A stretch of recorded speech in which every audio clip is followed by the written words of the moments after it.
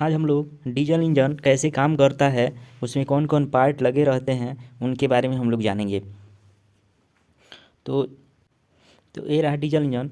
इसमें देखिए, ये इसका नाम है पिस्टन। ये पिस्टन है और ये है कनेक्टिंग रॉड, जो पिस्टन और ये क्रैंक शाफ्ट को जोड़ता है। ये कनेक्टिंग रॉड है, ये कनेक्टिंग रॉड है। और ये जो है, ये जो पिस्टन और कनेक्टिंग रॉड को जोड़ रहा है, इसको गजन पिन बोलते हैं। गजन पिन या इसको पिस्टन पिन भी बोलते हैं, पिस्टन पिन या रिस्ट पिन, ये 3 नामों से इसको जानते हैं, जो पिस्टन और कनेक्टिंग रॉड को जोड़ता है।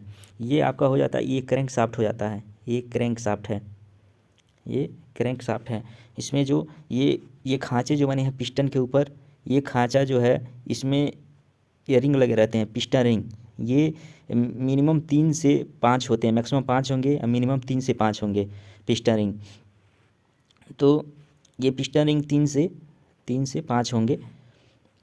और ये जो 3 होगा वो उसमें ये 3 ठो, इसमें 3 ठो खांचा जो है, ये जो खांचे हैं 3 ठो, ये 3 खांचे जो हैं, ये आपका इसमें कंप्रेसर रिंग लगा रहता है। तीनों में कंप्रेसर रिंग या पिस्टन रिंग, ये आयताकार होता है जो लगा रहता है, जो ऊपर से जो हवा जो होता है उसको सिलेंडर के अंदर जाने से रोकता है, सील करता है। प्रेशर, हवा का जो एयर का जो प्रेशर होता है उसको सील करता है, उसको रोकता है। और ये जो है, ये ऑयल रिंग ऐसे होता है, ऐसे होता है। ये ऑयल रिंग ये मोबिल को ऊपर चढ़ने से रोकता है, ये इसमें लगा रहता है। जो ऐसे होता है आयताकार, ऐसे होता है, वो होता है कंप्रेसर रिंग या पिस्टन रिंग, जो इसमें लगे रहते हैं। यहाँ पे ये हैं, ये दोनों जो है, ये दोनों वाल्व हैं, ये सक्शन वाल्व हैं, सक्शन वाल्व हैं। और जो पीछे का 2 हैं वो आपका एग्जॉस्ट वाल्व हैं। प्रत्येक 4 पिस्टन है तो 4 सिलेंडर का ये वाहन में लगेगा। ये इंजन 4 सिलेंडर का ये इंजन है, तो 4 सिलेंडर है तो 4 पिस्टन भी है। 1 2 3 और ये 4 पिस्टन हो गया। तो प्रत्येक सिलेंडर में 2 सक्शन वाल्व हैं और ये 2 पीछे का जो है वो एग्जॉस्ट वाल्व है, जिसको कैम शाफ्ट कंट्रोल कर रहा है। कैम शाफ्ट के माध्यम से ये चल रहे हैं, वाल्व जो खुल रहे हैं, बंद हो रहे हैं, ये कैम शाफ्ट के माध्यम से होता है।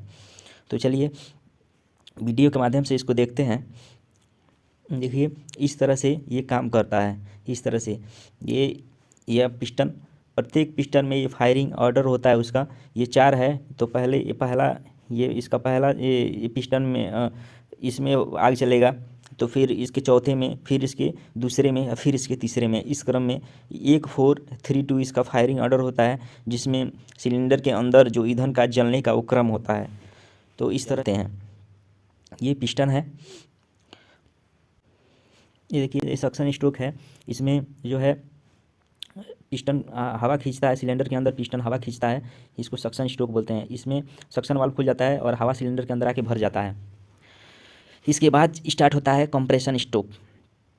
सक्शन स्ट्रोक में पिस्टन ऊपर से नीचे की तरफ आता है, जैसे देख रहे हैं आप लोग, पिस्टन ऊपर से नीचे की तरफ आएगा, इसको सक्शन स्ट्रोक बोलते हैं। और इसके बाद होता है दूसरा कंप्रेशन स्ट्रोक होता है। इसमें पिस्टन नीचे से ऊपर की तरफ जाता है, नीचे से ऊपर की तरफ जब पिस्टन जाता है तो हवा को कंप्रेस करता है, हवा को दबाता है, जिससे इसकी प्रेशर और टेम्परेचर दोनों बढ़ जाता है। लगभग 40 बार प्रेशर हो जाता है और 150 डिग्री सेल्सियस टेम्परेचर हो जाता है। जब 40 बार प्रेशर और 150 डिग्री सेल्सियस टेम्परेचर जब हो जाता है, तो ये इतना ज़्यादा टेम्परेचर हो जाता है कि आग को जलाने की जो ईंधन है उसको जलाने के लिए वो उतने टेम्परेचर में वो जल जाता है ऑटोमेटिक। तो इसके बाद जो होता है, ये इंजेक्टर से फुहार के रूप में, कंप्रेसर स्ट्रोक कंप्लीट होते ही इंजेक्टर से फुहार के रूप में डीजल इंजेक्टर फेंकता है, डीजल फुहार के रूप में फेंकता है। आज यही ये गर्म हवा में ये आपका जो सिलेंडर जो इंजेक्टर फेंकता है, गर्म हवा में जो तेल जो फेंकता है डीजल, तो तुरंत आग लग जाती है। अभी फ़िलहाल 40 बार से 550 डिग्री सेल्सियस टेम्परेचर है, लेकिन जब जो ही आपका ये इंजेक्टर तेल सिलेंडर के अंदर फेंकेगा तो ये आग जलेगा, जिससे इसकी प्रेशर 150 बार हो जाएगा और टेम्परेचर 2500 डिग्री सेल्सियस टेम्परेचर हो जाएगा। ऐसे ये काम करता है। देखिए तेल इंजेक्टर फेंक रहा है, फुहार के रूप में फेंकता है। ये एक प्रकार से जैसे नोजल जैसे काम करता है, उसी तरह इंजेक्टर नोजल, एक इसको नोजल भी बोलते हैं। तो ये फुहार के रूप में जो ही फेंका, अब ये आग जलेगा, आग जलेगा, आग जल गया। अब पिस्टन, जब आग जल गया तो पिस्टन नीचे से ऊपर से नीचे की तरफ जाएगा, काफ़ी ज़्यादा फोर्स हो जाता है, लगभग 150 बार प्रेशर हो जाता है और 2500 डिग्री सेल्सियस टेम्परेचर हो जाता है। तो पिस्टन ऊपर से नीचे की तरफ जिसके कारण पिस्टन ऊपर से नीचे की तरफ काफ़ी तेज़ी से आता है और इतना प्रेशर और टेम्परेचर होता है तो पावर ज़्यादा जनरेट होती है, जिसके चलते जो ज़्यादा पावर होता है उसको आपका फ्लाईव्हील होता है वो अपने अंदर एब्जॉर्व कर लेता है। और जब इंजन की पावर कम होता है, ऐसे ये क्वेश्चन पूछा जाता है, इसको ध्यान रखेंगे। देखिए चारों सिलेंडर का इंजन कैसे काम कर रहा है, कैसे पिस्टन गति कर रहा है, ये चारों दिखाया गया है। 1 3 4 2 इसकी फायरिंग ऑर्डर है। पहले जो ईंधन जलेगा, पहले इस सिलेंडर में इसमें जलेगा ईंधन, पहले इसमें जलेगा, फिर आपका ये पहले, फिर आपका ये तीसरे में जलेगा, इसमें जलता है, फिर आपका चौथे में जलता है, फिर आपका दूसरे में जलता है। ये फायरिंग ऑर्डर ऐसे सबसे बेटर फायरिंग ऑर्डर है। ये ईंधन सिलेंडर के अंदर ईंधन जलने का क्रम बताता है। अगर लगातार ऐसे जलेगा तो पूर्व प्रज्वलन होने की घटना होने लगेगी, जिसमें ईंधन जलने से पहले ही आग लग जाएगी सिलेंडर में। तो इसलिए इंजन हीट ना हो, इसके चलते ये लगातार ना हो कि ये क्रम वाइज होता है, जैसे पहले के बाद फिर तीसरे में आग जला, फिर आपका फिर दूसरे में जला, फिर ये जाके फिर दूसरे में चौथे में जला, फिर दूसरे में जला, इस क्रम में जाके ये फायरिंग ऑर्डर कंप्लीट होता है। ये सिलेंडर हेड जाके लग गया, ये इसमें आपका क्रैंकशाफ्ट में फ्लाईव्हील लगा हुआ होता है। ये पूछता है कि फ्लाईव्हील किस में लगता है, तो क्रैंकशाफ्ट में लगा होता है। ये क्या होता है, जब पावर स्ट्रोक में ज़्यादा एनर्जी जब हो जाता है तो उसको अपने अंदर एब्जॉर्ब कर लेता है, और जो ही एनर्जी जब इंजन की कम हो जाती है दूसरे और पहले और तीसरे चौथे स्ट्रोक में, तो उसको फिर रिलीज कर देता है, दे देता है उनको। तो इस तरह से ये फ्लाईव्हील काम करता है। ये जो स्प्रिंग जो लगे रहते हैं, ये स्प्रिंग जब कैमशाफ्ट से कैम द्वारा ये वाल्व खुल जाता है, लेकिन स्प्रिंग के कारण ही वाल्व बंद होता है। वाल्व जो बंद होता है ये इस स्प्रिंग के कारण ही वाल्व बंद होते हैं, तो ये चीज़ ध्यान रखेंगे। ये जो है कैमशाफ्ट है, ये कैमशाफ्ट हैं दो दो आपका ये दो, एक तो आपका इनलेट वाल्व को चलाता है और दूसरा ये कैमशाफ्ट जो एग्जॉस्ट वाल्व को चलाता है। इस पे देखिए एक कैम लगा हुआ है जो दबा के इसी के माध्यम से वाल्व दबते हैं। ये कैम जो लगे हैं इन्हीं के माध्यम से वाल्व दबाए जाते हैं। ये कैमशाफ्ट जो होता है, ये आपका जब क्रैंकशाफ्ट दो चक्कर करता है तो ये एक चक्कर करता है कैमशाफ्ट। तो यानी कैमशाफ्ट और पूछता है क्रैंकशाफ्ट और कैमशाफ्ट का जो स्पीड का अनुपात क्या होता है, गियर अनुपात क्या होता है, तो वो ये दो संबंध एक होता है, यानी क्रैंकशाफ्ट के 2 चक्कर में कैमशाफ्ट 1 चक्कर घूमता है। ये चीज़ ध्यान रखेंगे।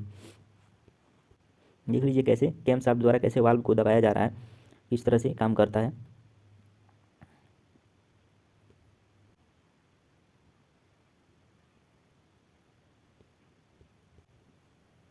ये टाइमिंग बेल्ट है, ये टाइमिंग बेल्ट है, इसका नाम है टाइमिंग बेल्ट। ये क्रैंकशाफ्ट से और कैमशाफ्ट को एक दूसरे से जोड़ता है। ये टाइमिंग बेल्ट क्रैंकशाफ्ट जब 2 चक्कर करता है तो ये 1 चक्कर कैमशाफ्ट करता है। ऐसे ध्यान रखेंगे। ये है फ्लाईव्हील, इसका नाम है फ्लाईव्हील, जो स्टील का बना होता है, जो एक्स्ट्रा एनर्जी को, जो एक्स्ट्रा जो पावर होता है उसको अपने अंदर ले लेता है। जो थर्ड स्ट्रोक में, जो पावर स्ट्रोक में एक्स्ट्रा जो पावर होता है अपने अंदर ले लेता है, ये इसके गुण है। और जो ही पहले दूसरे और चौथे स्ट्रोक में जो ही इंजन की पावर कम होता है तो क्रैंकशाफ्ट को दे देता है, ये इसके गुण है। ध्यान रखेंगे। ये पिस्टन जो है ये एल्युमिनियम का बना होता है या कास्ट आयरन का बना होता है। ये क्रैंकशाफ्ट है, कनेक्टिंग रॉड है, तो ये आपका फोर्ज स्टील का बना होता है। तो ये क्रैंकशाफ्ट, ये जो है क्रैंकशाफ्ट, ये आपका ये भी आपका ये भी आपका फोर्ज स्टील का बना होता है, और एक कैमशाफ्ट भी फोर्ज स्टील का बना होता है। ये चीज़ ध्यान रखेंगे। ये जो वाल्व हैं सारे स्टील की बनी होती हैं, स्टील अलाई की, तो ये चीज़ ध्यान रखेंगे। इसमें ये जो आपका ये कनेक्टिंग रॉड है, इसके अंदर ये पिस्टन के अंदर एक बियरिंग लगा रहता है, इसको ध्यान रखेंगे। ये बियरिंग बुश बियरिंग होता है, बुश बियरिंग होता है इसके अंदर। ये बड़े सिरा जो है इसके अंदर एक बियरिंग होता है, सेल बियरिंग जिसका नाम है, ये सेल बियरिंग होता है। ये चीज़ ध्यान रखेंगे। सेल बियरिंग को CR बियरिंग भी बोला जाता है, ये चीज़ ध्यान रखेंगे।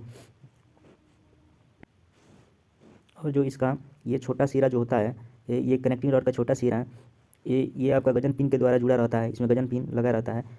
और ये जो है ये इसका बड़ा सिरा होता है, ये क्रैंक पिन के द्वारा क्रैंक से जुड़ा रहता है, क्रैंक पिन के द्वारा जुड़ा रहता है। ये चीज़ ध्यान रखेंगे।